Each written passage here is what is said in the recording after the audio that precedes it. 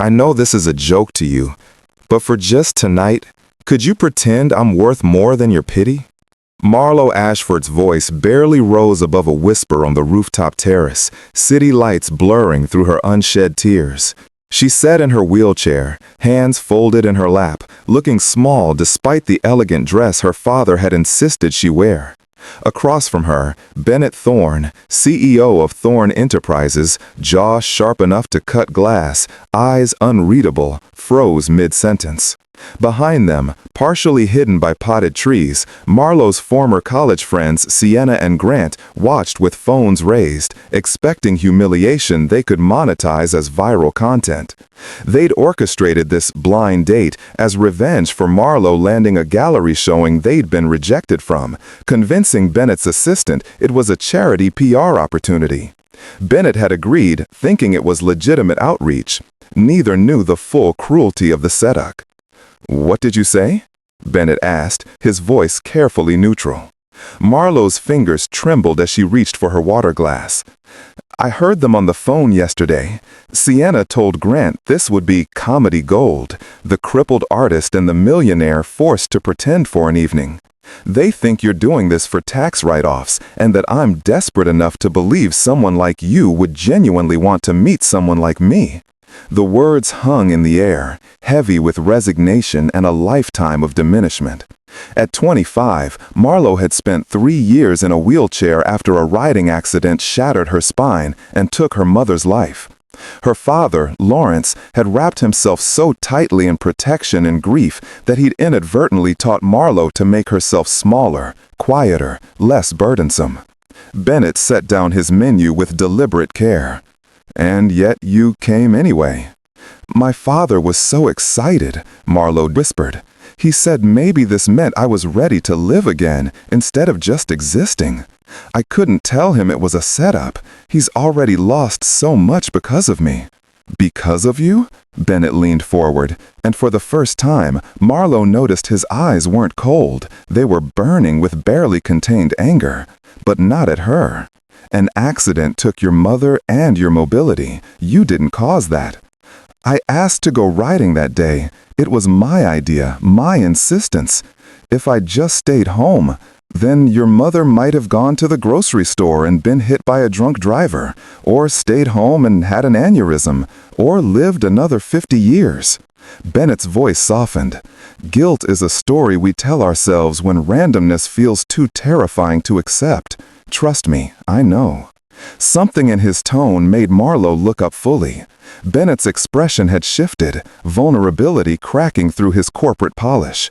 Before she could respond, he stood abruptly. "Excuse me a moment."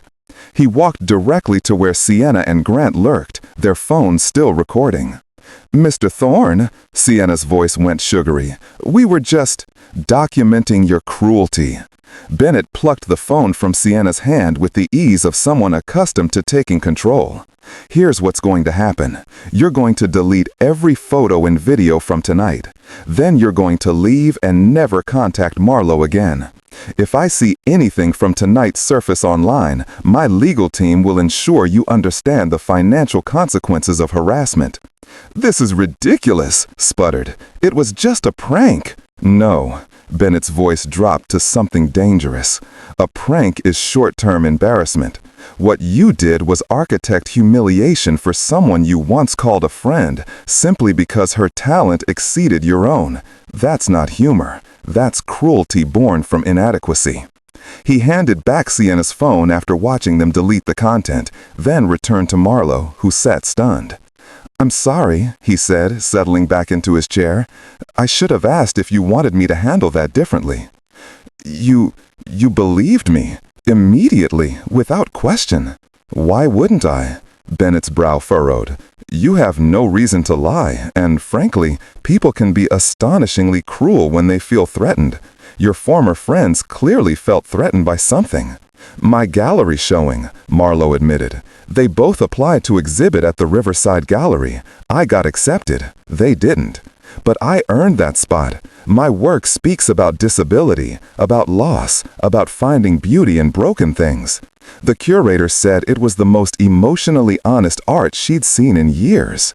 "I'd like to see it," Bennett said, and his interest seemed genuine. "I'm actually familiar with your work. The piece you did last year, Fractured Light, my company bought it for our headquarters lobby." Marlowe's eyes widened. "That was you? The anonymous buyer?" "Our art consultant recommended it. I saw it and knew immediately it belonged where people could experience it daily. The way you captured resilience through abstract forms, it reminded me that brokenness doesn't diminish value. Sometimes it amplifies it." "Why does a tech CEO care about art?" Bennett smiled, and it transformed his face from handsome to genuinely warm. "Because my younger sister is a sculptor. Cerebral palsy affects her motor control, and for years, teachers told her to pursue realistic careers. She creates the most extraordinary pieces I've ever seen, asymmetrical, unexpected, full of defiant joy. Supporting artists with disabilities isn't charity for me. It's investing in voices that should never have been silenced." They talked for 3 hours. Bennett shared how his sister, Iris, had taught him that accommodating difference wasn't lowering standards, it was expanding possibilities. Marlowe described her art therapy sessions, how teaching elderly stroke survivors to paint had helped her process her own loss more than any counselor had. "After the accident, I stopped creating for 8 months, Marlowe confessed. My father would bring me supplies, but they felt like reminders of who I used to be. Then one day, a woman at physical therapy, Mrs. Parker, 73, relearning everything after a stroke, she asked if I could teach her to paint. Said she'd always wanted to try, but life got in the way. Suddenly I realized I was letting the accident dictate my entire identity. I was more than my wheelchair, more than my grief. So I taught Mrs. Parker, and she taught me how to start again." "What did she paint?" Bennett asked.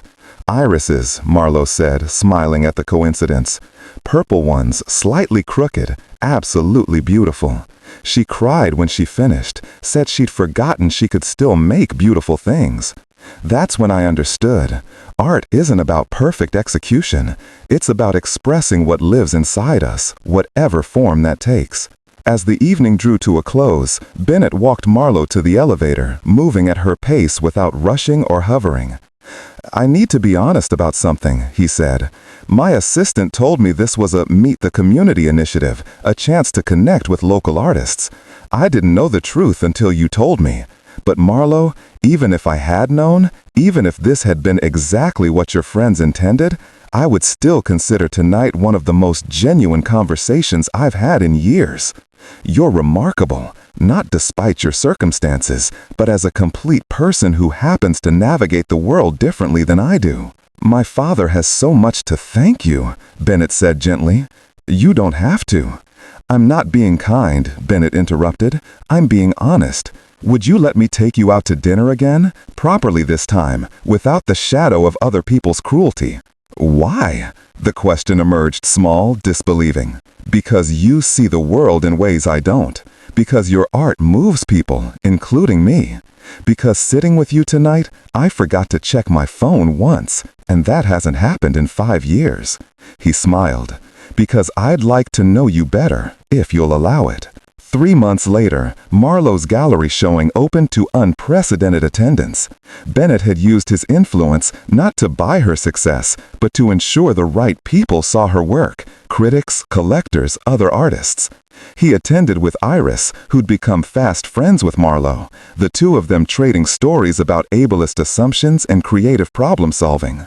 Lawrence, Marlowe's father, pulled Bennett aside at the reception.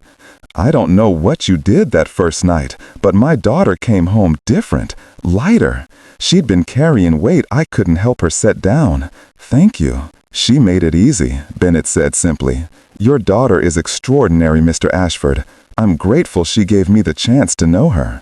Later, as the crowd thinned, Marlowe found Bennett studying her centerpiece, a mixed-media sculpture titled Second Becoming. It depicted a figure emerging from fractured mirrors, each reflection showing a different facet of identity. "This is you," Bennett said softly, "before and after, and becoming." It's all of us, Marlowe corrected. Everyone who's been broken and chose to rebuild differently than before. Everyone who's been underestimated and proved the world wrong. Everyone who learned that worth isn't measured by mobility or productivity or meeting other people's expectations.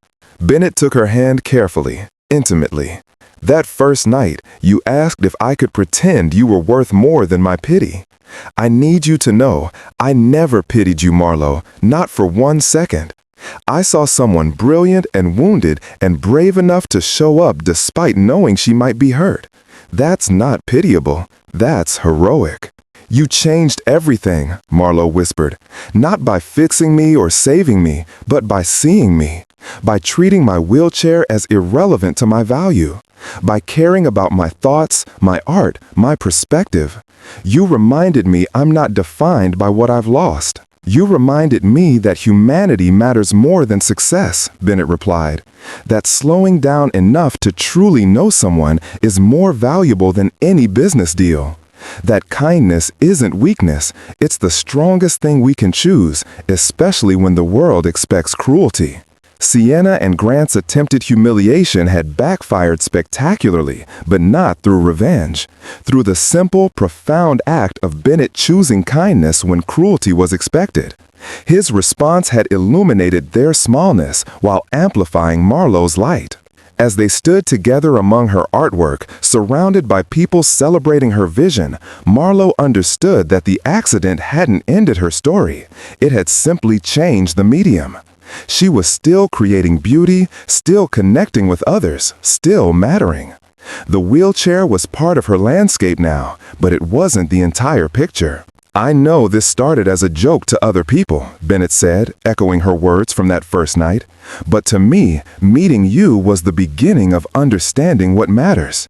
Thank you for teaching me to see differently. Marlowe smiled, tears spilling freely now, not from pain, but from the overwhelming relief of being genuinely valued. Thank you for proving that some people still choose kindness, even when the world gives them every excuse not to. The deepest kindness we can offer is seeing others as complete humans, not projects to fix, not inspiration to consume, not obstacles to accommodate, but people whose experiences and perspectives enrich our understanding of what it means to be alive. When we respond to cruelty with compassion, to mockery with dignity, to diminishment with recognition, we don't just change individual lives. We challenge the systems that taught us some people matter less than others. Real transformation happens not through grand gestures, but through consistent, genuine care that refuses to accept the premise that any human being is worth less than another.